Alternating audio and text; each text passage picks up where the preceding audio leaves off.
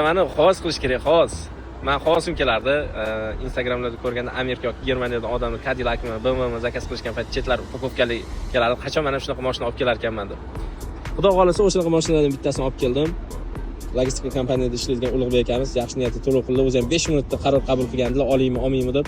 $5000 foydadalar akam zakaz qilganlar uchun akalar.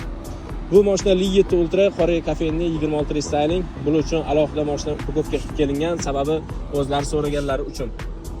Akam juda ham to'lov qilishdan oldin cho'chidilar. Mashina ko'payib ketgan, boshqa ko'payib ketgan deb, aka dedim, maydalashadigan odatim yo'q. Sizning maqsadingiz olish bo'lsa, meni maqsadim sotish. Pulni sening kaltda oling dedim.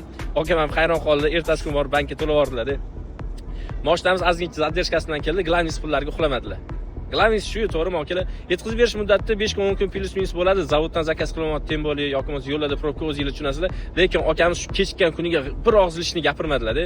Sababi boshqa zakaz qilmoqchi bo'lgan joylardan ham telefon qilib so'ragan ekanlar. Hammada bir xil muammo, hammada probka. Akalar, yaxshi niyat to'lov qilsanglar, yaxshi niyatda olib kelib beraman, lekin e'tibor beringlar. Menda hamma narsasi prozrachniy. Kech qolsa kech qoldimi, vaqtli kelsa vaqtli keldimi, glamis pulinglarga uxlab ketmaysizlar. Yaxshi niyat to'lov qilsanglar, yaxshi niyatda olib kelib beramiz. Upakovkalar bilan olib kelib berganmiz mashina, ko'ryapsizlar. Havas qilganlar hammasini nasib qilsa.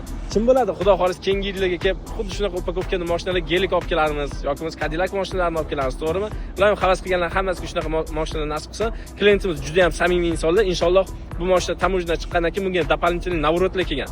Doполнительный наворотlarni qo'yib, inshaalloh video kontent qilishga harakat qilamiz. Bu videoni yaqinda mashina olmoqchi bo'lgan tanishlarga borib qo'yinglar. Buyurtma asosida tayyor mashina kerak bo'ladigan bo'lsa, aloqaga chiqsanglar, xohlagan to'lov ustida xohlagan mashinani olib kelib beramiz. Xohlagan mashinani olib kelib beramiz. Narx tomonlama, sifat tomonlama любой firma bilan konkurensiya qilamiz. Jahon Motors yaxshi kunlarda xizmatda, sog' bo'linglar.